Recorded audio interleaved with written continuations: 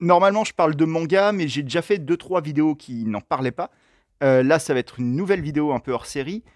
En fait, je lisais des mangas dans les années 90. Au début, j'ai découvert, comme beaucoup de Français, avec le Club Dorothée, Dragon Ball, toute la vague première moitié des années 90. J'ai lu énormément de mangas, on va dire, c'est un peu dur à dater précisément, mais entre 93 97, quelque chose comme ça. Vraiment toute la période de gloire de Dragon Ball en France. Et ensuite, je suis arrivé au lycée. Moi, j'ai 40 ans aujourd'hui, enfin 39, ne me vieillissons pas. J'ai 39 ans et je suis arrivé au lycée en 99. Et c'est une période, je pense, comme plein de gens, le lycée, c'est une période où on redéfinit peut-être un peu ses goûts, les choses qui nous intéressent, ses passions, ses passe-temps. Et c'est vrai que à la fin du collège et au début du lycée, j'ai changé énormément des choses qui m'intéressaient. Mais je les ai changées enfin involontairement. Si, volontairement, mais sans le vouloir particulièrement. Ça s'est fait naturellement. J'ai découvert notamment, j'étais à fond dans la musique, dans le néo-metal à l'époque. Les plus vieux d'entre vous se souviennent peut-être de Korn, Limp Bizkit, tout ça. J'ai commencé à sortir avec des filles, à aller à des concerts, à m'intéresser à tout un tas de choses plus adolescent, edgy, un petit peu, des trucs un peu plus dark et tout. Et c'est vrai que j'ai mis de côté à ce moment-là de ma vie, je jouais quasiment plus aux jeux vidéo. Au lycée, j'étais vraiment presque plus un joueur de jeux vidéo. Je lisais plus du tout de manga. J'ai abandonné d'autres trucs petit à petit. Notamment, j'étais un joueur de jeux de figurines à la Warhammer. Alors, je jouais pas précisément à Warhammer, je jouais à Confrontation, pour ceux qui connaissent. Mais, euh, mais voilà, j'ai abandonné un peu tout ça. Et c'est vrai que durant la période lycéenne de ma vie, j'ai lu beaucoup moins de BD. J'ai toujours continué à lire des romans, mais des BD, j'avais un peu arrêté. Et je lisais surtout plus de mangas, pardon. Par contre, justement, je m'étais un peu mis à lire des comics. Alors, j'en lisais pas énormément. J'ai jamais été un vrai lecteur de comics. Notamment, j'ai très peu lu finalement dans ma vie de comics Marvel ou DC. J'en ai lu un peu comme tout le monde. J'ai eu une petite période X-Men à l'école primaire, des choses comme ça. Mais ça a jamais été un truc qui m'a passionné, les super-héros. Je sais pas trop pourquoi. Je suis jamais tombé dedans. Voilà, ça a jamais été un truc qui m'a plus parlé que ça. Spider-Man, par exemple, je crois que je n'ai jamais lu de BD Spider-Man de ma vie. Sûrement que je rate un truc, hein, mais en tout cas, je l'ai pas fait. Et en fait, au lycée, je m'étais mis aux comics via un truc qui était très à la mode à l'époque, qui n'est pas tant rentré dans l'histoire que ça, qui était vraiment surpuissant à la fin des années 90 et qui ne l'est plus du tout aujourd'hui, qui était Spawn de Todd McFarlane, un dessinateur qui finalement a laissé plus sa patte, son nom est resté dans l'histoire plutôt pour les jouets, parce qu'il a aussi créé une société d'action figures qui sont connus pour être très détaillés et de bonne qualité. Euh, D'ailleurs, on peut en voir une ici. C'est une figurine du magicien d'Oz. C'est la version monstrueuse de Toto, le chien du magicien d'Oz. J'avais toute la série, mais je ne l'ai plus. J'ai fait un peu d'écrémage sur mes étagères ces dernières années, notamment au niveau figurine, j'en ai quasiment plus. Je vous raconte un peu ma vie. J'ai décidé là maintenant, comme je fais moins de vidéos en ce moment, je me mets plus du tout de durée. Ça se trouve, cette vidéo va durer 1 heure, c'est pas grave. Vous l'écoutez comme un podcast si vous avez envie. Les images sont rarement importantes dans mes vidéos. Euh, et ouais, je m'étais intéressé à Todd McFarlane à l'époque parce qu'il avait fait notamment la pochette d'un album du groupe Korn, dont je parlais, un groupe de néo-metal, la pochette de l'album Follow the Leader, qui reste un des albums les plus importants de ma vie. C'est un album que j'écoute plus du tout aujourd'hui, mais qui a été ma découverte du rock, en fait, et du rock un peu dur, on va dire. Et c'est lui qui avait fait la pochette, il était très à la mode à l'époque. Et Spawn était un comics assez dark, assez edgy, comme je disais, qui jouait à être un peu immoral, tout ça, qui était très très, c'était un gros truc à l'époque en fait, à la fin des années 90. Et c'est marrant de voir qu'aujourd'hui, toute cette période-là était un peu oubliée du comics.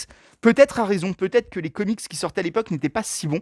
Il y a eu tout un truc qui a été un peu initié par Spawn. En fait, il y a eu une nouvelle vague à ce moment-là, à la fin des années 90, dans le comics. Une vague de comics pas vraiment indépendants, c'était quand même lié à des gros éditeurs, mais qui redéfinissait un peu, qui étaient des comics, notamment qui n'étaient pas des comics de super-héros, qui sont allés chercher pas mal du côté du pulp, et qui avaient aussi des nouveautés dans le dessin, parce que c'était l'arrivée notamment des couleurs numériques, de la colorisation par ordinateur, ce qui a donné un style de dessin très, très particulier, très propre à cette époque, avec des effets de lumière, des choses un peu inédites. Et il y avait un petit éditeur, enfin c'était plus même une collection, plus qu'un éditeur, qui à l'époque s'appelait Cliffhanger, qui a pas porté énormément de séries, mais qu'en a fait quelques-unes, notamment celle-là dont j'ai l'intégrale ici, qui s'appelle Crimson, qui est une série sur les vampires. Vous voyez, avec des couleurs un peu comme ça, beaucoup d'effets de reflets. Là, ça sent le tout début des années 2000. Il y a un côté Matrix dans les tenues en latex, tout ça. C'est, c'est des séries, moi, qu'à l'époque, je suivais. J'étais tombé dans ce style-là. Je vous montre quelques pages. J'étais tombé dans ce style-là. Ça me parlait, je sais pas. Ça parlait à l'ado de 16-17 ans que j'étais. Il y avait un côté un peu gore, un peu sexy. Vous voyez, les filles étaient toujours très mises en valeur. Il y avait ouais, même la colorisation et tout. Je sais pas, ça me paraissait plus de mon âge que les mangas que je lisais alors. Comme je vous disais, j'avais un peu lâché Dragon Ball, tout ça, qui me paraissait un peu gamin à ce moment-là. Je pense que je me le formulais pas comme ça, hein, mais je pense que c'est ça qui s'est passé dans ma tête. Et là, je sais pas, j'avais l'impression que ça parlait plus à des gens de mon âge. Et je pense que c'est vrai. Je pense que cette vague de comics, en fait, parlait exactement à mon âge, c'est-à-dire aux mecs de 16-17 ans de la fin des années 90, début 2000. Et parmi cette vague de comics, il y en a eu pas mal. Crimson n'a pas laissé son nom plus que ça, parce que, en fait, c'est pas si génial. C'est même pas génial du tout. Comme je vous dis, je me suis chopé l'intégrale il y a quelques temps. Je me le suis relu, là, c'est ce que j'ai. Il est sorti en français. Un énorme livre assez immaniable, qui était sorti d'ailleurs chez qui? Chez Glénat, en France. L'Omnibus, voilà. Qui est vraiment... je sais pas, c'est pas une lecture, c'est pas une lecture essentielle, très sincèrement. Ça part dans tous les sens sans être vraiment très intéressant au final. Peu importe. Ça parlait. Il y a le côté dark, il y a le côté très ado, quoi. Et c'était ce que je cherchais. Donc à l'époque, je kiffais vraiment ça. Mais ouais, ça n'a pas laissé un héritage de ouf. Il y a une BD de la collection Cliffhanger, donc comme Crimson. Cliffhanger, il y avait quoi d'autre? Il y avait un truc qui s'appelait Danger Girl, qui était très pareil, un peu film d'exploitation, un peu tarantinesque, en moins bien quand même, mais avec beaucoup, pareil, de filles sexy. Il y avait vraiment ce côté-là de filles sexy, hein, dans les comics de l'époque. Il y a eu ça après, qui est aussi par les mecs qui ont fait Cliffhanger, qui ont fait Crimson, qui est un peu mieux, qui s'appelle Out There, qui a un genre de Stranger Things avant l'heure. Pareil, hein, on parle du début des années 2000, là. Et pour le coup, pour le coup, c'est pas trop mal. C'est pas fou non plus, mais ça a peut-être un peu mieux vieilli. Comme vous voyez, toujours ces couleurs numériques, hein, qui étaient vraiment la marque de l'époque, alors qu'on retrouve encore aujourd'hui. Mais à ce moment-là, c'était relativement nouveau et peut-être pas encore si maîtrisé que ça. Vous voyez, il foutait des effets de reflets tout le temps, partout, même sur des cases qui n'en avaient pas forcément besoin, ce qui donne un côté vraiment synthétique, quoi. On voit bien que c'est pas la main de l'homme qui l'a fait. Euh, mais c'était un style intéressant, c'était une évolution technologique intéressante. Et il y a une BD qui est celle dont on va parler aujourd'hui. On est déjà à 8 minutes, je n'ai toujours pas dit le nom de la BD dont on parle aujourd'hui, qui est la seule peut-être qui a laissé sa trace dans l'histoire, qui s'appelle Battle Chaser, qui est une BD, un comics d'Heroic Fantasy, qui pour le coup mérite quand même qu'on s'en souvienne. Et d'ailleurs, il n'y a pas de hasard, c'est un peu le seul de cette période-là dont on se souvient effectivement. C'est de ça dont on va parler aujourd'hui. Battle Chaser, c'est un comics qui a été écrit et dessiné par Joe Madureira, un dessinateur qui à ce moment-là était déjà un petit peu connu, parce que c'est lui, il s'était occupé notamment des X-Men, justement, on en parlait tout à l'heure, et c'est lui qui avait amené justement la colorisation moderne dans la série X-Men, qui avait un style de dessin assez reconnaissable, justement très influencé par les mangas. C'est peut-être ça qui a fait aussi que j'ai inconsciemment été attiré par Battle Chaser à l'époque.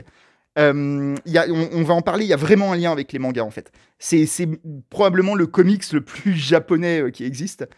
Et donc oui, c'est un dessinateur qui avait un petit historique, notamment chez Marvel, qui était déjà un dessinateur à ses côtés, et qui là, à l'occasion de cette collection Cliffhanger dont je parlais, a créé sa propre série Battle Chaser, que j'ai là en intégrale dans une version, je crois que c'est l'objet le plus cher que j'ai chez moi, dans un coffret intégral, voilà, qui est introuvable aujourd'hui, qui est en édition limitée, machin.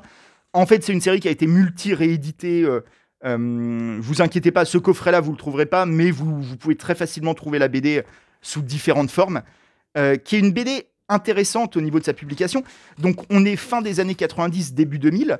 Il y a eu à l'époque 10 tomes, si je ne dis pas de bêtises, 10 ou 9, peut-être 9. Il y a 9. Et qui se sont étalés. Les 3-4 premiers sont sortis à un rythme très régulier d'un par mois, quelque chose comme ça. C'est des tomes courts, hein, ça, on parle de comics, c'est pas des mangas. Donc c'est l'équivalent d'un chapitre de manga en fait. C'est une vingtaine de pages. Il y en a eu 3-4 qui sont sortis à un rythme très régulier. Et après, très rapidement, Joe Madureira a pris de plus en plus de retard entre 2 épisodes, à tel point qu'à la fin, on attendait plus d'1 an pour 20 pages. Et c'est finalement, au bout de 9 épisodes, la série s'est arrêtée sans se terminer. Ça se termine sur un cliffhanger, pour le coup. Un vrai cliffhanger, en plus, pas un cliffhanger thématique où on pourrait se dire il fait exprès, c'est pour nous laisser sur une impression bizarre. Non, c'est clairement, il avait prévu une suite et il l'a jamais faite. Il faut savoir que Joe Madureira, par la suite, a laissé entendre qu'il allait continuer Battle Chaser. Pendant des années, ça a duré ce jeu de est-ce qu'on aura la suite de Battle Chaser, jusqu'à ce que finalement, il avoue à peu près que non, on ne l'aurait jamais, et qu'il se lance dans le jeu vidéo. Il a fondé un studio, Vigil Games, qui ensuite est devenu, je ne sais plus comment ça s'appelle aujourd'hui, ça a changé de nom, mais il fait toujours des jeux vidéo. Et notamment, c'est lui qui est à l'origine de la série Darksiders, que vous connaissez peut-être, qui en est à 4 jeux, si je ne dis pas de bêtises, qui est une série qui marche. C'est pas un blockbuster, mais ça marche bien. Moi, j'avais fait les 2 premiers. Le premier, je l'ai beaucoup, beaucoup aimé. Le deuxième, un peu moins, et après, j'ai un peu lâché. Mais c'est des jeux vraiment chouettes, des espèces de RPG action plutôt cool. Avec un scénario assez chouette autour des 4 cavaliers de l'Apocalypse, voilà. Et pendant des années, voilà, on s'est dit, Joe Madureira est passé aux jeux vidéo, on ne reverra pas la suite de Battle Chaser, et on ne le reverra même pas dans les comics, en fait. Tout le monde avait fait un peu son deuil, jusqu'à il y a 2-3 ans, où est sorti, suite à un crowdfunding, un truc qui paraissait improbable, auquel je croyais vraiment pas trop à l'époque, mais qui est vraiment sorti pour le coup, qui est Battle Chaser Night War, donc encore un jeu vidéo, mais cette fois dans l'univers de Battle Chasers, donc de la BD qu'il avait laissé en plan 20 ans auparavant. On parle vraiment de 20 ans en fait. C'est un jeu qui était vraiment plutôt sympa, encore une fois pas historique, mais très cool, fait avec sérieux, un RPG à la japonaise au tour par tour, vraiment, vraiment sympathique, dans lequel on retrouvait tous les personnages de la BD, qui étaient fidèles à la BD sur bien des points, qui n'étaient pas non plus la suite. On avait un peu espéré ça, finalement, qui conclut l'histoire avec ce jeu. C'est pas le cas. C'est une aventure indépendante où il y a les persos. C'est une aventure, en fait, qui doit se passer, j'imagine, après la suite de la BD qui n'est jamais sortie, si vous voulez. Et qui est un jeu sympa, mais qui, surtout, au-delà de ses qualités internes, a permis de ressusciter Battle Chaser. On s'est dit, ok, il se souvient de la série, il ne l'a pas vraiment abandonnée. Elle existe toujours dans un coin de sa tête. Et suite à ce jeu, il y a eu l'annonce, et c'est en train de se concrétiser, que la BD allait reprendre, pas dessinée par Joe Madureira, mais par un Français qui s'appelle Ludovic... Ludovic comment? J'aurais dû vérifier. Eh bien, je ne sais plus. Je vous le mettrai en description. Mais c'est un Français qui s'occupe du dessin, qui est un Français avec lequel Joe Madureira a collaboré sur les jeux vidéo, justement. Et donc, on va enfin avoir le mois, dans un peu plus d'un mois, ça sort en juin, je crois, on a enfin l'épisode 10 de Battle Chaser qui va sortir, et le 11 dans la foulée durant l'été. Donc, on est parti pour peut-être enfin avoir un jour la fin de Battle Chaser. Battle Chaser, qu'est-ce que c'est et pourquoi ça reste une BD que j'aime, que j'ai aimé profondément à l'époque et que j'aime encore aujourd'hui, qui je trouve a bien vieilli pour le coup, même si on va voir, il y a certains aspects très à fin années 90. C'est donc une BD d'Heroic Fantasy que j'ai en version dédicacée. Je ne sais pas si vous pouvez voir. J'ai un pote qui était journaliste jeux vidéo à l'époque et qui avait rencontré Joe Madureira à l'occasion de la sortie de Darksiders, justement, et qui m'avait fait... Enfin, je lui avais passé mon recueil pour qu'il fasse dédicacer, donc je suis très content. Et donc, Battle Chaser, BD d'Heroic Fantasy centrée autour de Gully, cette petite fille, qui est la fille d'un roi, d'un héros de guerre qui a disparu, et qui lui a légué des gants magiques qui la rendent surpuissante. Et avec ces gants magiques, elle va essayer de retrouver son père, d'enquêter sur la disparition de celui-ci, et sur la menace qui plane sur le royaume. Sur le chemin, elle va rencontrer tout un tas de personnages, comme ce magicien qui s'appelle Nolan. Lui, Calibretto, qui est un golem de guerre, un ancien robot, enfin un robot qui est toujours robot, mais qui a été utilisé dans une ancienne guerre comme soldat.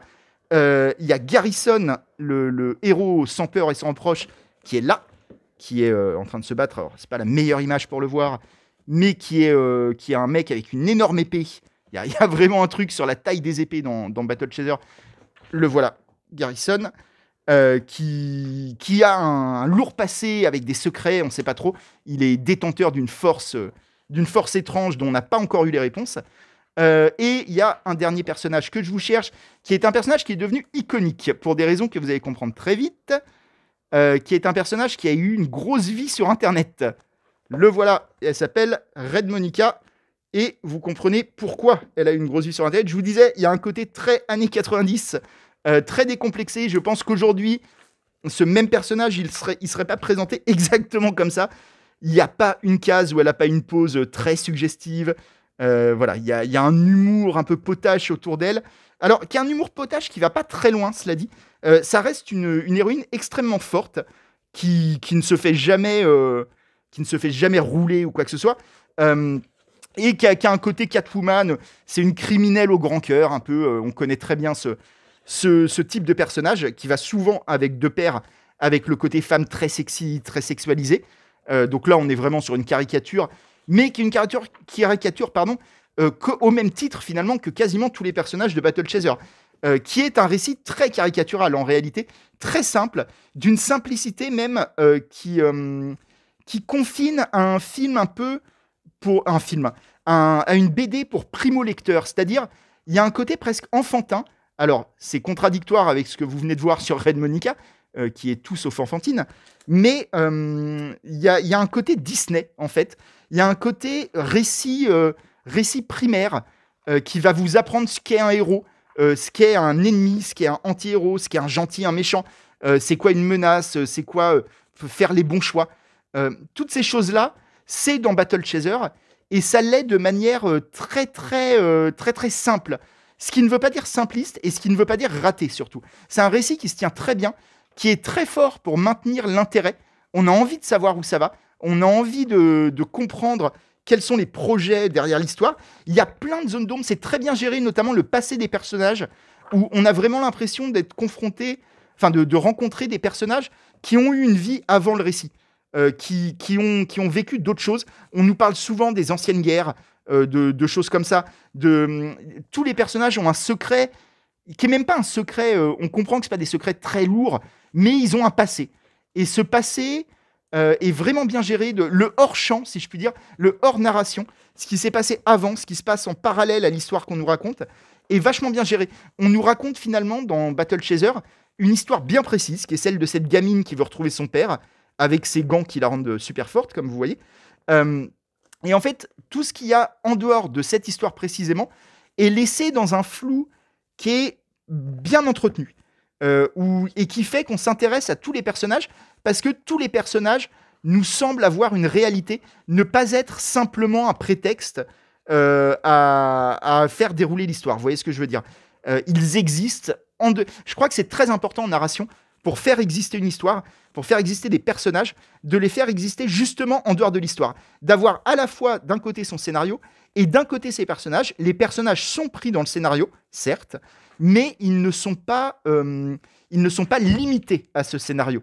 On comprend qu'ils ont eu des choses avant, qu'ils auront des choses après. Et je pense que c'est une des clés pour faire en sorte que son histoire, quelle qu'elle soit, ça marche en BD, en film, en roman, n'importe, et de la crédibilité et du corps, et de la texture. C'est de faire en sorte que le scénario ne soit pas les limites de l'univers. Et Battle Chaser réussit ça très bien. Derrière sa simplicité d'apparence, il y a vraiment ce truc-là où l'univers de l'histoire qu'on nous raconte dépasse celle-ci. On comprend bien que il y a plein de choses qu'on nous dit pas parce qu'elles ne sont pas importantes pour le scénario. Donc c'est une BD qui marche vachement bien de ce côté-là, qui marche vachement bien sur plein de côtés. Les scènes d'action sont ultra bien chorégraphiées, c'est très très lisible, on comprend tout ce qui se passe. on se souvient parfaitement des personnages, notamment par leur côté caricatural, justement. Le fait qu'ils soient tous sur un archétype, on a le vieux magicien bourru, le héros au grand cœur, enfin le héros au passé sombre et à la grosse épée, le golem de guerre qui a libretto, qui est vraiment c'est C16 dans Dragon Ball. C'est-à-dire c'est le mec super balèze, qui est un robot en plus, comme C16, et qui est proche des animaux, qui aime la nature, qui a un cœur très doux sous sa carapace de métal. Tout ça fait beaucoup penser à C16, fait un peu penser à Full Metal Alchemist aussi d'ailleurs. Le Red Monica qui est la Catwoman locale, voilà. On a toute une galerie comme ça de personnages très très typés, très stéréotypés même, mais ça fait la force du truc et ça fait que cette série qui est sortie il y a plus de 20 ans maintenant, je me souviens encore parfaitement du déroulement, je me souviens sans problème du nom des personnages pour une fois. Je vous les ai cités tout à l'heure sans avoir révisé avant. Ce qui est, pour ceux qui connaissent mes vidéos, vous savez que c'est très rare que je me souvienne du nom des personnages. Il y a vraiment un charisme. En fait, c'est une série très charismatique à laquelle on s'attache très facilement et qui laisse une trace forte, en tout cas qui a laissé pour moi une trace forte dans mon imaginaire pour des raisons un peu floues parce que, encore une fois, je pense qu'il y a quand même des limites à cette BD, que ce soit dans le personnage de Red Monica, encore une fois, qui est très, très sexualisé, de manière quand même assez gênante en 2023. Dans le côté caricatural de tout ça, dans le fait que ça reste une histoire simple, vous n'allez pas redéfinir votre vision de la vie après votre lecture de Battle Chaser. C'est un truc qui est avant tout du divertissement, mais c'est mené vraiment de main de maître, avec une imagerie quand même assez originale. C'est-à-dire les monstres, les créatures, même le design des personnages ne ressemble pas tout à fait à ce à quoi on est habitué. Il n'y a pas de monstres vraiment très classiques. Enfin, je dis ça s'ouvre avec des loups-garous, donc c'est quand même classique, mais il y a des monstres, notamment celui-là, moi, qui m'avait marqué, que j'ai un peu réutilisé dans un de mes romans de fantasy, Les Mondes Miroirs, qui est une espèce de monstre protéiforme qui avale des cadavres pour grossir et qui devient une espèce de tas de boue multicadavre. Vous voyez, là, c'est pour ceux qui ont lu Les Mondes Miroirs, mon roman coécrit avec Raphaël Lafarge, Oasis Nadrama. Elle a changé de nom. C'est un roman. Enfin, il y a des créatures qui sont inspirées de celle-là. Et tout ça, ouais, pour dire que c'est un comics qui a vraiment marqué un lectorat de l'époque, qui n'a pas duré longtemps. Encore une fois, ça a dû durer 3-4 ans avant qu'on comprenne tous qu'il n'y aurait jamais la fin, jusqu'à très récemment. Mais je pense que ça a marqué pas mal de trucs. Les gens se souviennent de ce comics. Et ils s'en souviennent peut-être aussi pour un truc que j'ai commencé à aborder au début, qui est l'influence du manga. Je pense que là, je tourne les pages depuis tout à l'heure, vous avez peut-être déjà remarqué qu'en fait, le trait de Joe Madureira a quand même quelque chose de très japonais. Il y a quand même quelque chose qui rappelle beaucoup ce qu'on peut voir, nous, dans nos mangas. Alors, évidemment, en couleur, en plus avec une colorisation, comme je disais, de l'époque, très numérique, très particulière, des choix de couleurs parfois très pop, comme ça, qui explosent vraiment au regard. Mais le trait en lui-même et le design de certaines choses, de certains personnages, certains éléments de l'intrigue, me paraît extrêmement influencé par le manga. Et notamment le rapport à la fantasy, où on est dans une fantasy, comme je disais, très colorée, un peu Disney sur les bords, très simple dans son déroulement. On n'est pas du tout sur de la dark fantasy, même s'il y a des côtés dark, il y a des côtés sérieux. C'est pas comique. Il y a rarement des blagues dans Battle Chaser. On n'est pas du tout sur un truc postmoderne avec beaucoup d'ironie et tout ça. On est sur un comics très premier degré. Mais justement, ce côté premier degré est aussi assez japonais. Il y a aussi un côté pas du tout méta. En fait, on sent que Joe Madureira, il voulait raconter une histoire au premier degré qui prend au sérieux. Les héros, leur quête, tout ça, c'est pour de vrai. C'est ça qu'il veut raconter et pas autre chose. Il n'a pas un propos derrière sur l'industrie du comics ou quoi que ce soit, ou sur le mythe du héros, le mythe postmoderne. Il n'y a rien de tout ça. On est sur un truc ultra simple, ultra ouais, premier degré, je ne trouve pas d'autre terme. Là, vous voyez, dans l'intégrale que j'ai, c'est vraiment l'intégrale intégrale à l'époque. Il y a même le moindre dessin un peu promo, machin. Il est dedans. Je crois qu'il manque absolument rien. Euh, et ouais, je pense que c'est ce qui fait la force aussi de ce comics-là et ce qui l'a rendu un peu mémorable, c'est qu'on est sur une œuvre qui finalement se font très rares aujourd'hui. Peut-être qu'elle n'était pas si rare encore à l'époque, mais aujourd'hui, il y en a de moins en moins, qui se prend au sérieux, qui n'essaye pas de dédramatiser ce qu'elle raconte, de nous faire des clins d'œil en disant oui, je sais que c'est un peu débile, mon héroïne au gros sein, mon héros avec son épée, ceci, cela, j'ai conscience que c'est un peu con, vous inquiétez pas, on est ensemble, c'est de la blague. Non, c'est pas de la blague, Battle Chaser. Et ce truc-là me paraît très manga aussi. Il y a peu de mangas, là où en ce moment, par exemple, les films de super-héros, les films Marvel, tout ça, débordent tous d'ironie, de second degré, de références méta, vous voyez ce que je veux dire? Tous les films modernes font ça, pardon. Les mangas le font assez peu. Il y a peu de mangas, finalement, qui passent leur temps à nous rappeler qu'on est dans un manga. Vous voyez ce que je veux dire? Les mangas sont très premier degré, et Battle Chaser l'était aussi. Et je pense que c'est un truc qu'on a perdu aujourd'hui. Ça ne veut pas dire que ça ne reviendra pas, et ça ne veut pas dire que ça n'existe plus du tout. Si on revient au cinéma, en blockbuster, j'ai récemment vu John Wick 4, qui a un côté aussi premier degré, qui lui fait pas trop de blagues méta et tout. Et c'est un truc, moi, qui me manque un peu, finalement, cette honnêteté, cette envie d'offrir un divertissement au lecteur qui le fait s'échapper de la réalité plutôt que de l'y ramener. Qui n'essaye pas en permanence de lui faire des clins d'œil en disant « Ah, je vais faire des références à des trucs de ton enfance, comme ça te fera plaisir. » Ça fait plaisir quand c'est rare, mais quand c'est devenu la norme, en fait, c'est relou. Racontez-nous des histoires, créez des univers, créez des personnages crédibles, incarnés avec du style, du caractère. Ne faites pas en permanence des remakes, de reboots, de sequels, de je sais pas quoi, et essayez des trucs nouveaux. Et Battle Chaser était un truc nouveau. Très bizarre premier chapitre avec Gully, donc, qui est une gamine de 6 ans, qui a clairement du rouge à lèvres, c'est très bizarre. Mais après, je crois qu'elle l'a pu dans le reste de la série. C'est vraiment le premier chapitre était chelou à ce niveau-là. Bonjour Ronnie, pour les amateurs de Ronito qui ne l'ont pas vu depuis longtemps. Ronnie, voilà. Il a une tache dans l'œil, comme vous pouvez voir, mais ça n'a pas l'air d'être gênant d'après le veto. Hop, merci Ronnie, on va bouger ses fesses. Merci Ronnie, merci. Voilà. Ouais, donc voilà, moi c'est un comics qui m'a beaucoup marqué et pour lequel je garde vraiment une vraie tendresse. Encore une fois, il y a des limites, sa simplicité, tout ce dont je parle, et à la fois sa force et sa limite, parce que forcément c'est une œuvre sur laquelle il n'y a pas de grande thèse à écrire.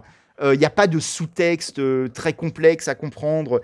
C'est à prendre comme un divertissement premier degré, décomplexé, qui ne s'excuse pas d'être ce qu'il est. Et je trouve ça assez rafraîchissant. Je trouvais déjà ça cool à l'époque. À l'époque, je trouvais juste ça cool. En fait, je trouvais ça... je pense que je kiffais ce mélange d'une BD américaine, mais avec une très forte influence japonaise. Je kiffais les couleurs. Je kiffais Red Monica. J'avais 16 ans, hein, je vous rappelle. Je pense que ça a joué aussi. J'aimais cet univers, je prenais vraiment plaisir à ça, et je pense que la légende un peu autour de Battle Chaser, parce que c'est quand même devenu un comics un petit peu culte, je pense que la légende vient aussi du retard, du fait que c'est resté une série inachevée, tout ça. Ça a participé à la rendre un petit peu mythique pour les gens. Son rapport à la fantasy, encore une fois, c'est un univers de fantasy assez simple qui n'est pas du tout Tolkienesque, c'est-à-dire on nous passe pas, il y a pas du tout de pages encyclopédiques pour nous expliquer la langue de telle peuplade ou quoi. C'est absolument pas. On est purement sur de la fantasy presque de contes de fées en fait, où tout est possible suivant le chapitre. On peut rencontrer de nouveaux types de monstres à tout moment. Ça posera pas de problème, ça nous paraîtra pas incohérent. Il y a vraiment plein de trucs. Il y a ce rapport au passé des personnages. Là, vous voyez, c'est des scènes flashback racontées par des personnages qui sont des scènes qu'on ne voit pas dans le comics. Ce démon contre lequel s'est battu Garrison, on n'en a jamais entendu parler ailleurs que sur cette double page, par exemple. Là, vous avez une page avec tous les golems de guerre. Pareil, Calibretto est censé être le dernier golem de guerre en vie. Voilà, donc il y a tout ça qui a fait sa légende et qui fait qu'encore aujourd'hui, c'est un comics que vous pouvez relire avec un grand plaisir. Je pense que c'est un truc C'est à vérifier si certains d'entre vous le font, si vous allez découvrir Battle Chaser suite à cette vidéo. Je me demande comment vous le prenez en 2023. Est-ce que vous avez du plaisir à le lire, à le découvrir? Je pense que oui. Je pense que si vous aimez la fantasy, si vous aimez le divertissement comme ça, un peu bas du front, y a vraiment moyen que ça vous plaise beaucoup. Je l'espère en tout cas. Et moi, j'attends avec une grande impatience. Là, c'est des chapitres sur la jeunesse de Red Monica, justement, qui ne sont pas dessinés par Joe Madureira, qui sont dessinés par un dessinateur qui était très en vogue à l'époque, qui est Warren Ellis, si je ne dis pas de bêtises, qui était un dessinateur, pareil, très influencé par le manga, alors de manière encore plus explicite. Il y a même des tics de dessin du manga, les traits sur les joues, vous voyez comme ça. C'est très, très manga, là, quand même. Et c'est pareil, ça faisait partie de cette même vague début 2000 où le comics américain venait de découvrir le manga et essayait d'intégrer cette influence à son corpus artistique, si je puis dire. C'était une période vraiment intéressante de rencontre des deux mondes où le comics arrêtait de... Enfin, où ouais, il y avait un truc, le comics qui a quand même toujours eu un public un peu différent du manga. C'est un autre sujet de vidéo, mais... c'est intéressant de voir qui lit des comics et qui lit des mangas. C'est pas tant les mêmes gens que ça. Justement, je vous disais qu'au lycée, je m'étais mis au rock. Le public rock, par exemple, lit souvent des comics et lit très rarement des mangas. Là où le public rap, par exemple, lit beaucoup de mangas. Il y a énormément de références aux mangas dans le rap. Il y en a beaucoup moins aux comics. Alors, ça a un peu changé avec les films Marvel qui ont un peu flouté les lignes. C'est-à-dire que comme c'est des films très mainstream, bon, en vrai, tout le monde voit les films Marvel, et donc tout le monde, en ce moment, a un peu une culture comics. Mais la lecture de BD, de comics, reste un truc qui n'est pas si grand public que ça, et qui est réservé à un certain type de public, qui n'est vraiment pas le même que celui des mangas. Je vais pas développer ça plus que ça maintenant, mais je pense que ça peut être intéressant aussi. Et je pense que Battle Chaser, comme d'autres comics à l'époque, un peu toute cette vague cliffhanger, comme je parlais, et d'autres choses aussi. Il y avait plusieurs, on parlait de Warren Ellis, tout ça. Il y a eu plusieurs trucs à l'époque qui ont marqué comme ça un rapprochement des deux mondes, et peut-être aussi des deux publics. Et je trouve que c'était une période vraiment intéressante à vivre, qui n'a pas laissé que des œuvres impérissables, qui n'en a même quasiment pas laissé, en réalité. Parce que c'était peut-être un peu mal dosé. Et peut-être aussi que les gens, quand ils achètent un comics, ne veulent pas un manga, en fait. Ils veulent un comics. Et donc peut-être que passé l'effet de curiosité à l'époque, ça a un peu... ça n'a pas perduré plus que ça. Et que les influences du manga sur le comics continuent à exister, mais se sont faites plus discrètes, plus intégrées. Je ne sais pas, c'est des hypothèses. En tout cas, c'était une période vraiment intéressante et dont je pense Battle Chaser est le seul survivant qui mérite un petit peu d'être découvert encore aujourd'hui. Je vous conseille de vous y intéresser. Comme je vous disais, cette intégrale-là, dont vous voyez le coffret là, bon, c'est introuvable aujourd'hui, mais vous pouvez trouver plein d'éditions en français, en anglais. C'est un comics qui a été multi-réédité, même d'occasion, vous les trouvez très très facilement. Peut-être en une version ou une autre. Toutes les versions ne sont pas aussi faciles à trouver, mais globalement, vous les trouvez. Et voilà. Et la suite, enfin, 20 ans après, l'épisode 10 va sortir en juin. On se donne rendez-vous à ce moment-là. Enfin, on se donne rendez-vous, je ne sais pas si j'en reparlerai. Mais moi, en tout cas, c'est sûr que je serai au rendez-vous. Ça fait 20 ans que j'attends la suite de cette histoire. J'espère que je ne serai pas déçu. Il y a quand même de fortes chances. Mais a priori, en plus, la série est relancée. C'est-à-dire, c'est pas juste un comics pour boucler l'histoire. Et on parle de plusieurs tomes qui vont se suivre à un rythme assez régulier. Donc, je croise les doigts. Je vous dis merci d'avoir regardé cette vidéo. J'espère qu'elle vous a intéressé, même si on n'a pas parlé directement de manga. On a parlé d'une époque lointaine que les moins de 20 ans n'ont pas connue. Et je vous dis à bientôt. Ou pas, je ne sais pas. Je vous avais expliqué, je suis en train d'acheter un appart. C'est un bordel absolu en termes de démarches administratives dans tous les sens. C'est vraiment... c'est épuisant et c'est pas terminé. A priori, je déménage début juin. Donc, c'est peut-être ma dernière vidéo dans mon ancien appart. Je vous aurais pas fait de room tour. Mais bon, vous avez pas mal vu ma chambre. Ma chambre, c'est même pas ma chambre d'ailleurs, c'est mon bureau. Avec un poster qui dit gros bâtard, offert par ma sœur. Mais bon, on se fera une vidéo dans mon nouvel appart, peut-être un tour de ma Mangatech qui m'a été plusieurs fois demandé. Alors, je ne l'ai jamais fait parce qu'en fait, j'ai parlé de tellement de mangas dans mes vidéos que je me dis qu'on l'a déjà un peu fait le tour de ma Mangatech. Mais peut-être que ça peut être une manière de fêter mon déménagement où on fera un peu étage par étage, on regardera ce qu'il y a dont je n'aurais pas encore parlé. En attendant, je vous dis merci, je m'excuse pour l'absence à venir et l'absence passée également. Ça va rester très irrégulier dans les semaines, les mois qui viennent. Je pense qu'avant la fin de l'été, ça va être difficile pour moi d'avoir un rythme d'une vidéo par semaine comme avant. Je vous dis à très bientôt. Je vous dis que Evol, c'est vraiment cool d'Atsushi Kaneko, même si ça coûte beaucoup trop cher. On en reparlera peut-être un jour. Et à plus, je vous laisse avec Ronnie, comme d'hab, le plus beau. Non, il ne veut pas être filmé. Ciao!